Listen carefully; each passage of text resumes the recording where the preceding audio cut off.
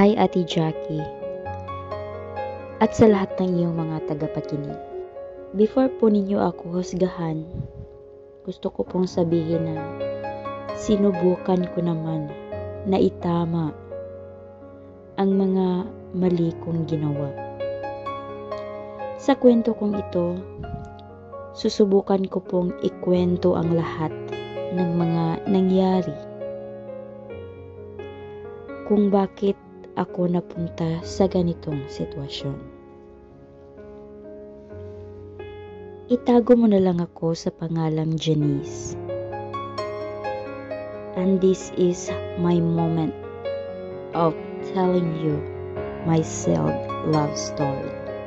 Nakatira po ako sa Baguio. Di talaga ako taga Baguio. Nakapasa lang kasi ako sa isang government scholarship at sa Baguio ako napadpad.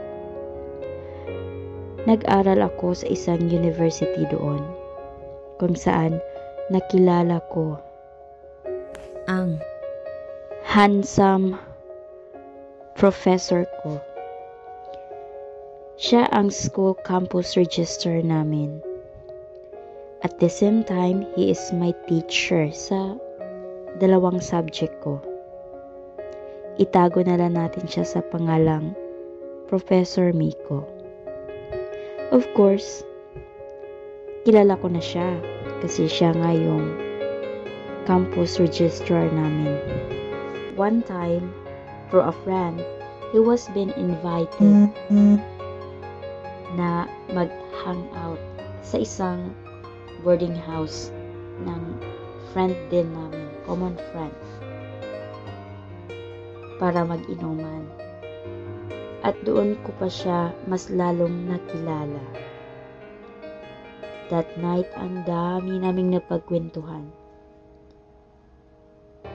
At ang dami naming similarities na napag-usapan. And that the same night, napagdesisyonan namin na pumunta sa isang concert. Kasi may gaganaping fiesta sa kalapit na municipality. We had so much fun together.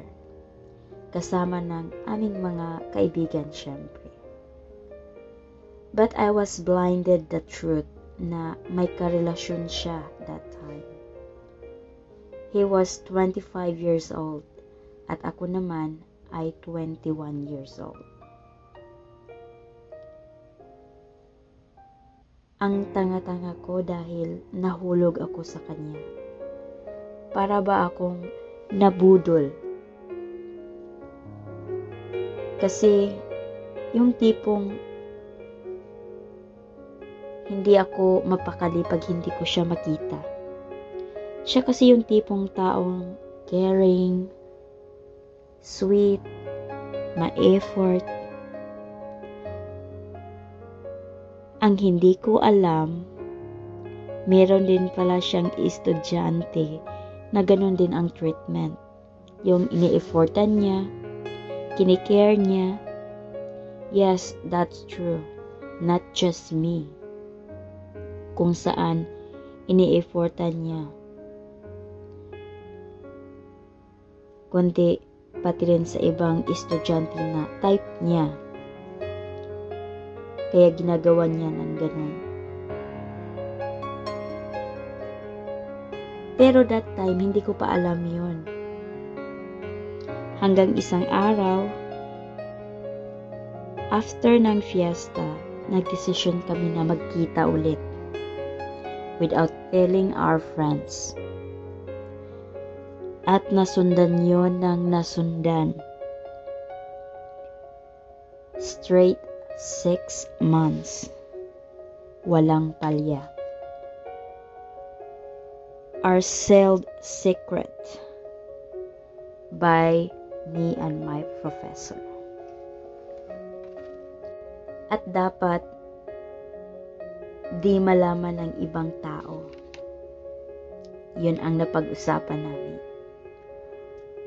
Parang sa school, parang wala lang. yung aktingan namin. Parang wala lang talagang ibang tao na makahalata kaya hindi namin pinapahalata. Parang professor at estudyante lang yung relationship namin. Ilang buwan pa ang lumipas, napansin ko na may nag-iba sa katawan ko. Nahihilo ako, naduduwal ako, hindi ko maintindihan ang sarili ko. And I know naman sa mga symptoms na ganito kasi ganito yung ate ko noon. So, bumili ako ng pregnancy test and it was positive. Yes, I am pregnant by him. So, sinubukan kong tapusin ang pakikipagrelasyon ko sa kanya. Nanahimik ako in the past few weeks. Pero dumating ang araw na para bang may nag-uudyok sa akin na sabihin ko sa girlfriend niya ang katotohanan. Yes, may GF siya. At yung sa amin, ewan kung matatawag ba yun na relasyon. At yun, naghanap ako ng paraan para makontak ko yung GF niya at sabihin yung totoo. I find ways to contact her. At the same day, sinabi ko rin kay professor na buntis ako sa kanya. And he told me na magsosustento siya. Kaya lang, bigla siyang nagbago at sinusumbatan ako. At nagdududa siya kung sa kanya ba daw yung dinadala ko. At ako naman, explain. Pinipilit niya kasi na hindi sa kanya yung pinagbubuntis ko. Ang sakit-sakit lang kasi siya yung nauna sa akin. Alam niya yun. Pero ngayon, ipinagpipilitan niya na hindi sa kanya yung pinagbubuntis ko. Alam mo yung sakit na nararamdaman ko? Yung sobrang sakit na hindi ko alam kung makakayanan ko pa. At dahil doon, nagkaroon ako ng depression. And I'm blaming myself kasi alam ko rin na may mali ako dahil pumatol ako sa kanya kahit alam kong mali. So nag-isip ako ng maigi kung ano ang dapat kong gawin, kung ano ang dapat kong gawing tama. At napagdesisyonan ko na hindi na siya habulin. Hayaan ko na lang siya. Hindi ko alam kung tama ba yung ginawa ko, pero yun ang alam kong tamang gawin. Kasi hindi ko maaatim na ang isang pagkakamali ay susundan ko pa ng isa pang pagkakamali. Kaya sana tulungan mo po ako, Ate Jackie, kung ano ang dapat kong gawin. Hanggang dito na lang. At ito ang aking sad story.